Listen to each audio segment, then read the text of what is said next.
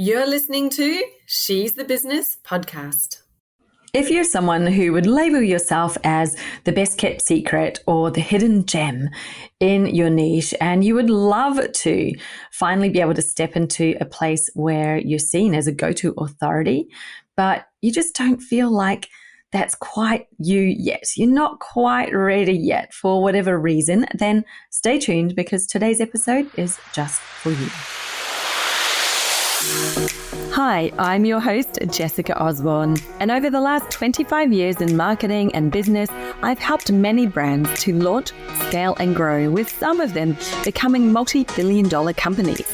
I'm here to inspire you to get out of your own way and create a profitable, fulfilling business while living the lifestyle you really desire, without all the hustle. So I bring you She's the Business podcast, a unique blend of strategies, tactics, mindset, health, and spirituality, literally everything you need to be the successful leader of your dream business. Made by women for women, this is your weekly dose of motivation and inspiration. Right, so today's episode, we're talking about how to finally ditch the self-doubt so that you can step into a place of authority in your niche. Now, as soon as I say that, I know that the high achievers, people who really struggle with this concept of being seen as an expert, are instantly saying, oh, well, I just need to do more. I need more runs on the board. I need more years experience, more clients, more proof, more testimonials. You know, when I've got all this stuff that I don't think I've got right now, I'll have more confidence and, you know, and then I'll be seen as an expert and blah, blah, blah, blah, blah. There's a whole lot going on inside our brains, and our minds are literally almost trying to stop you from stepping out into the light, maybe because there's some feeling that it's not safe. And, you know, if you come from Australia or New Zealand or even the UK, definitely it happens over there as well. We've got this strange cultural thing called the tall poppy effect, where basically anyone who is seen to rise up, to be visible, to be seen to know something was made fun of, was cut down, you know, and the media love to chop people down, just friends, family, anyone. So we grew up in this environment where it was something scary to do, to put yourself out there, because you know that people are just out there waiting to chop you down. You know, oh, you've risen too high, you're out there, you're sharing some expertise. That must mean that you're really big-headed and we need to make your head a bit smaller again. It sounds mental, doesn't it? Why don't we celebrate people who are brave enough to step out and share things instead of, you know, making fun of them, instead of trying to bring them back down to your level? But it is just the way that this society that many of us have grown up in works. So in the back of your mind, even though you know, as well as everybody else, that in order for you to sign good quality clients, in order for you to attract clients, then they need to trust you. Well, how do they trust you? Well, you're seen as someone with authority. You know, you've got clear expertise in that space. You have a reputation, right? In order to have that reputation, then you need to have the clear expertise. Like, that's sort of what creates a reputation. It creates a knowing, and that therefore creates authority. And that all sounds really logical. You're like, yep, I get it. I understand how it works. First, I have clear expertise, i.e. a specialization. Then I get a reputation for it. Then I build that trust and I'm seen with authority, and therefore I get clients. That sounds great. But the minute you ask someone who is a high achiever, you know, people who are highly intelligent, to go, okay, let's do this then. You know, what is your expertise? They're like, oh, but I'm not ready to be an expert yet. And then all of these barriers start getting thrown up of the reasons why they're not ready yet, because they look out and they see someone who is an expert. And you think, well, I'm not like them. You know, let's look out there. Who do we think are the top experts? Throw a few names out there that we would all know. You know, the likes of Tony Robbins. Clearly, he's an expert because he has a global enterprise. You know, whether you like him or not is irrelevant. You know, he is obviously seen as an expert. Simon Sinek, if we go into a more professional space with people and leadership, they're seen as experts. So you go, well, yeah, when I've, got all of the, I'm doing events and I've got all this stuff behind me, then I'll be known as an expert, and then I'll have confidence, and then I'll have all these things and I'll have the authority. Well, how do you think they became known as an expert? Do you think they just started doing events or speaking or writing books with no expertise, and then someone else told them, oh, you've got expertise, and so now you're known as it? No, of course not, right? They actually got the confidence in their own expertise first. They put themselves out there with it and trusted in their own expertise. And because of that, other people could see it, other people could hear it, and they on board, they were actually following them. So you don't get the confidence, you don't get, you don't become an expert first and then become known for it. You become known for your expertise because you already are an expert, because you're able to share it. So what's stopping you from sharing it? Let's talk about that for a minute, because let's just run through a really common scenario. This may feel familiar. So put your mind back to when you were starting your business. Maybe you're a bit like me and you decided that you're done with the office politics. You don't want all of the drama and the whatever is going on there. You're sick of being someone else's lackey, of building someone else's dream. You're like, no, I can work for myself. I know what I'm doing. I know that I've got expertise that's really valuable, that other people can benefit from. I can help so many people. So I'm going to go and work for myself. Sounds amazing. And you start a business. Maybe you start either attending events or showing up even in groups, introducing yourself. What is it that you do is the inevitable question people will ask. So what do you do? And then you start babbling some answer. Blah, blah, blah, I do blah, blah, blah, blah, blah, all of these things. And as you're saying it, you're realizing that you're speaking with too many words. It's going on for too long. They've disconnected. They've lost interest. And by the time you've tried to explain what it is you do, that you know that they're only just being polite if they're actually still listening. Most of them have already tuned out. They're not listening. They're just unclear. You know what it is that you do. And you're like, in your heart, you know it. When you see it from inside your own eyes, you see it so clearly. You're like, yes, well, it makes perfect sense and I can help all these people. But the thing is that the other people aren't seeing it. And because you have so much expertise, so many different skills, so much experience probably that you're bringing into this business, it is hard to explain it in a way that's really concise and clear. Someone said to you, say it in a few words, you're probably going to say something really high level and fluffy. Like I remember this used to be a challenge even back in my work days. So I'd try to explain what I did, and I ended up just saying to people, I do marketing because it was easier. It was far easier to say one word. People think they know what that means. I'm like, yeah, you probably don't really get it. But anyway, whatever, we'll stick a label on it. And that was it. But when you're in your own business, that doesn't really work, because when people are hiring you as a coach or a healer or an advisor, they're not going through your resume. They're not going through all of your experience and all the things that you can do. They're probably not even looking at your qualifications, to be honest. They're looking at your headline. Do they get it? Do you sound like the person who can help them? I want someone to help me with my problem. And then bang, they're saying, I like this person and I'm going to sign up. So the problem is, when we're not clear on what that is, they're not signing up. They're actually not seeing that you're the person who can best help them to get that solution. And you're right in front of them. In plain sight, they're not seeing it the way you see it.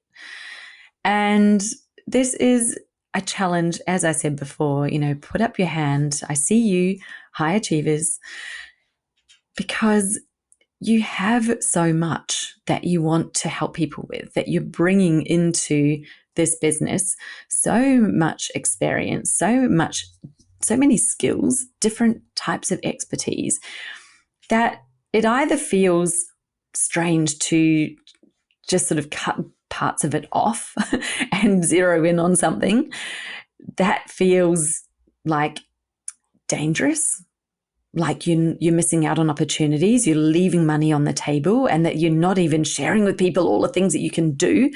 So, when that happens, you tend to either generalize into something that is just wishy-washy and no one really understands, or having a giant long list.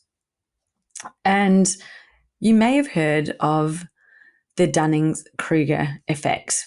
So this is where people who are very intelligent, who have expertise, often don't see themselves with expertise. They tend to underestimate their level of expertise purely because they know how much they don't know, because they've got to a level of understanding, of knowledge, of learning in their area that they kind of are very aware that there's still so much that they don't know.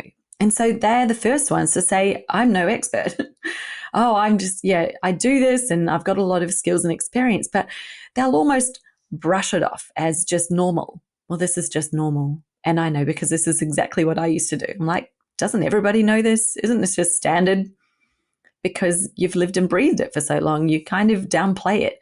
You don't see it as anything important or special. And the ironic thing with the Dunning-Kruger effect is that the opposite is true. Someone who's very unknowledgeable and unskilled in an area will often very much overestimate their abilities in that area. They may think they know a lot about it because they don't know much at all, and they've got no idea how much they don't know. So to them, they think that they know a lot. Isn't it crazy how our human minds work? So the thing is, if that's you, if you are the person who has a lot of experience and you're sitting there thinking, well, there's no way I could call myself an expert because I don't have enough. I'm not someone like Tony Robbins or Simon Sinek. It's like, wow, well, they weren't them when they first put themselves out there as an expert either. that they were just normal people who decided to stand in their zone of genius, what I like to call in Business Jam, your expert zone. Like, actually decide to be in it and speak from it and share what you do know, because regardless of the fact whether you believe it or not, other people don't have the same level of knowledge that you do. They don't have that level of expertise. And when you're sharing something that you think is so simple and so easy, they're often going, whoa, I didn't know that. Mind blown, whoa, this is incredible. But you'll never know unless you start to share. So how do you kind of get into this place? Let's talk a little bit about the main fears that you have of why you're not ready yet. Why, I've already explained why we need to be seen as an expert, because otherwise you're just going to be the same as you are right now, in the sidelines, waiting, always finding more things that you don't know, more reasons why you're not yet an expert. Could it be true, when you think about it, is anybody an expert that knows everything? Is that even a possibility? And I think you would know when you really consider that question. Even someone who's considered the top expert in the world on a certain topic, that if you ask them, do you know everything about it? They'd say, no, there's so much I don't know yet. And we know that to be true because there is a limitless amount of knowledge. There's stuff that nobody knows yet in every area. There's so much that we are uncovering. And you might think, well, hang on, let's try to find something where we do know everything. Can you think of any? I'm even looking back to think, well, obviously things in the past, we know everything about a certain event. You might believe that to be true, but only this week I saw on my scroll of the news feed very quickly. I don't tend to usually read a lot of the news because it's so doomsday-ish, but a quick scroll of the feed said that they've uncovered some ancient tombs in Poland that are dated back to before the Egyptian pyramids. We didn't even know that they were there. And that's so old, right?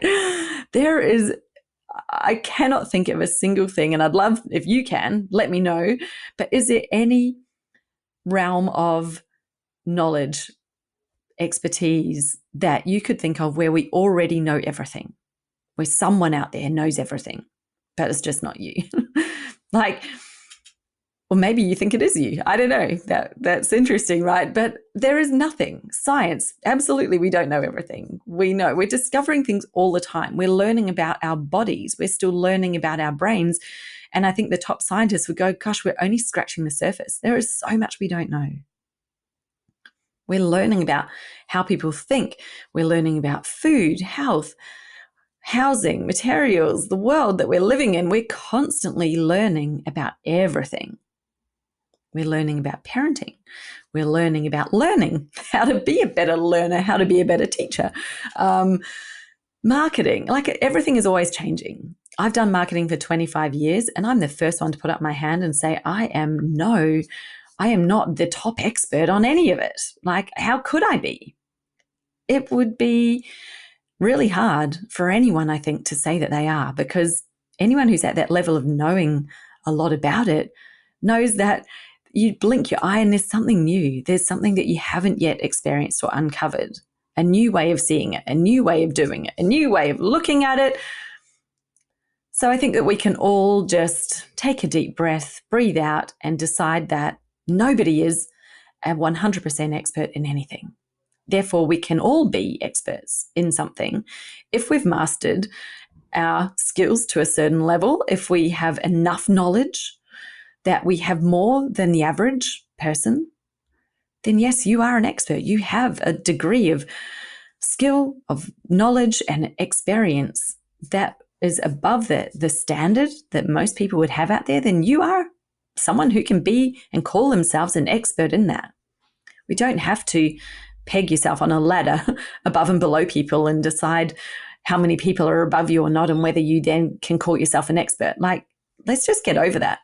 There is enough people out there who know far less than you to enable you to be seen as an expert. And I guarantee that if you're someone who's had enough confidence to start a business doing what you do, then you have confidence in your ability. It means that you, deep down, at least a part of you knows you have expertise. You do have it, whether you're calling yourself that yet or not. But hopefully you see that it doesn't come from anywhere else. There is no external validation. There is no point in time where someone will say to you, oh, well done, tick the box, you are now an expert. Like, that's not going to happen. There is no course or judgment thing out there with someone telling you you are now an expert in something, you know. And I'd have to say, ironically, and this is where a lot of people go to, they think, well, I need to do a course, and that when I finish the course, I get a certificate, and that then says I'm an expert. Well, does it really? Like, if you've just learned some stuff but you haven't been practicing it, I would actually say that, you know, trying to think a qualification makes you an expert. It actually doesn't. When you look up expert in the dictionary, it says you have skills or experience. It doesn't say you've got qualifications in it. You know, anyone can read a book on how to ride a bike. That does not mean you can get on a bike and ride it. You might understand the theory of it. You might have some knowledge in it, but unless you've been doing it, unless you have tried it yourself and mastered it, then I don't think anyone could say that they're an expert in it. You know, just reading something, that's knowledge. Expertise is the lived. You have lived it. So maybe your expertise is in something that is knowledgeable, not a doing action, such as business. You know, there are lots of things that people, you know, it's a thinking type of expertise, like psychology, like marketing. Well, I did psychology at university. I learned a lot about it. But I would say that unless I have been practicing as a psychologist, I'm not an expert in psychology. I would have to have, you know, done the reps, done the yards in the real world, putting what I learnt into practice and honing that skill to be an expert. So that may be you. Maybe you've done those reps. I certainly have done them in marketing. I've done 25 years of it, of building businesses, of brand building, of communication, online, building websites. I've done my reps. Whether or not I've done more or less than someone else, I don't know. And it doesn't really matter, does it? So it's up to you. It is up to you to decide that you're ready. And the other thing that could be holding you back is, well, what if I've chosen the wrong thing? So this is the other major barrier for people who are, high achievers, who've done a lot of things and are bringing a lot of years of experience into their business. Maybe you've been operating your business for quite a while and you've sort of been offering lots of different things. And you're like, well, I like variety. I like who I'm working with. What is my expertise? I don't know. I'm like really struggling to figure that out. And usually the struggle is not that you can't choose something, because that's just a decision. You can literally choose now if you wanted to. What's stopping you from making that decision is the doubt and the fear. What if I'm choosing the wrong thing? What if I choose something and that's not where the opportunity is, and I actually end up breaking my whole business and I've got to quit and go back and get a job? What is the worst case scenario that we're actually, behind the scenes tapping into or leaning into when you're thinking about that? What would happen then? Really, what is that worst case scenario? And when you can bring it out and kind of recognize, well, why am I even thinking that? What does that mean? You can start to challenge those thoughts. If you're choosing an area of expertise now, does that mean that you can never change it? That that's always what you're going to be? That you're stuck inside a box? You are, padlocked to it. There is no way you can break that padlock off. In fact, you've tattooed it all over your body. You can't get rid of it.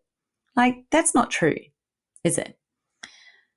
You can just as easily look out there and see other people in your, maybe in your industry who've been doing this longer than you have, who have changed their expertise. They've changed what they're known for. They've stepped into new spaces. They may have evolved it. They might have pivoted completely.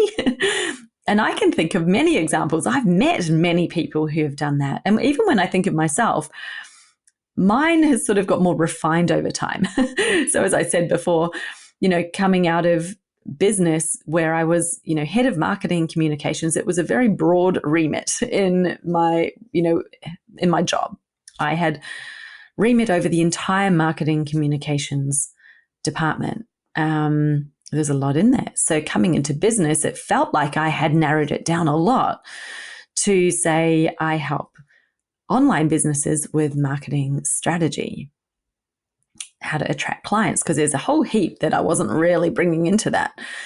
Then I narrowed down further to be more about, helping them to create premium offers, because most women I was working with were very much underestimating themselves, undercharging and undervaluing what it was that they were doing. So I refined it further. As you can see, that is a refinement, right?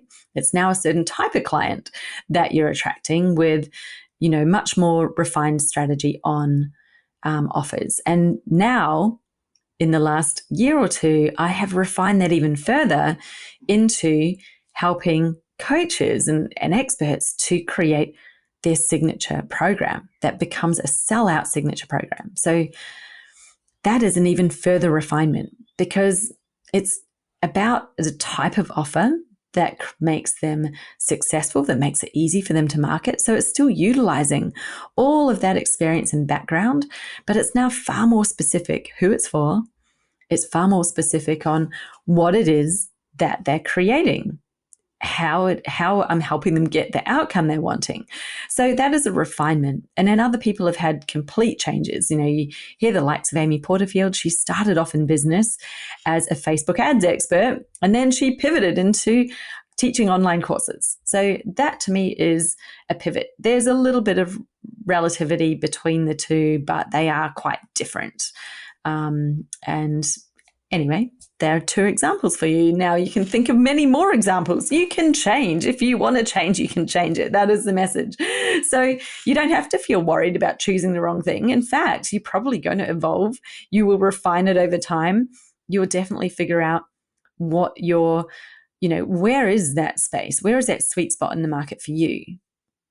That is your true expertise. That is where you can have that confidence in yourself to show up talk about that expertise and actually create that authority. Now, this is the real key, because people go, yeah, I don't have confidence to speak on it. And I'm like, that is because you haven't found your expert zone yet. You will know you've got it because when you're in your expert zone, you know it so well. It's like, that is exactly what I do and for whom, that you can't help to be seen and to show up with confidence because you're so clear.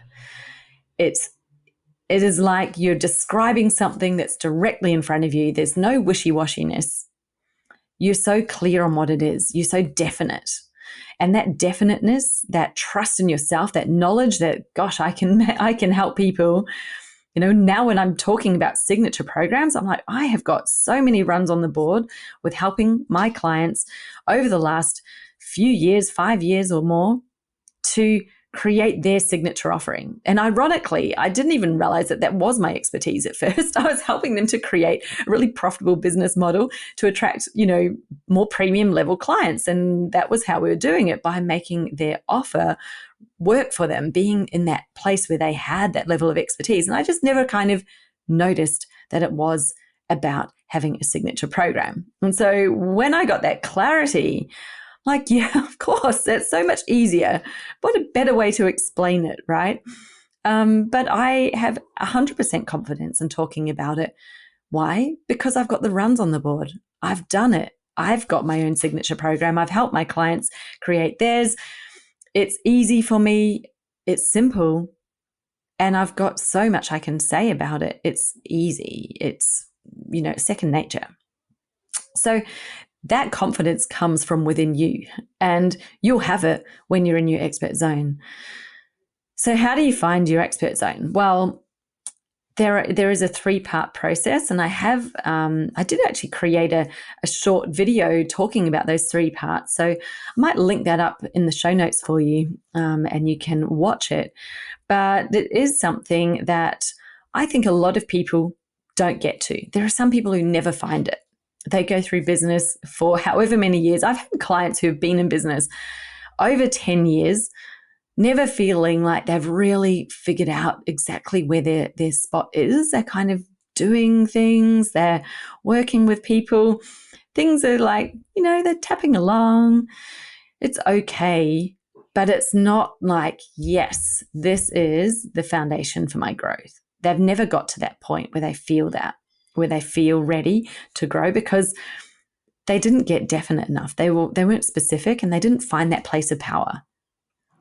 So I developed a process that helps people to find it. And there's sort of 3 main areas that we look at that you combine together, and in the middle, you know, a bit like a Venn diagram with the 3 circles, right in the middle where they interlink, that is where your expert zone is. Now, most people will have attempted 1 or 2 of the circles, never all 3, and usually not any of them to the depth that they need to go to.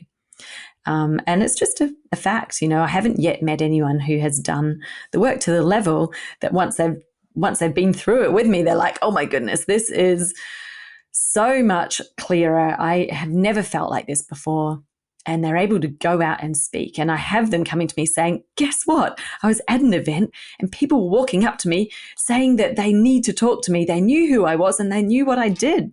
And they were really keen. They're like, I've never had that happen before. And so you know it's working. You get instant proof, instant evidence that it's working. Anyway, cutting a long story short, I created this 3-part process. I call it my expert zone framework. And usually I teach it inside my Business Jam program, which is my, you know, larger program that helps people creating their signature program.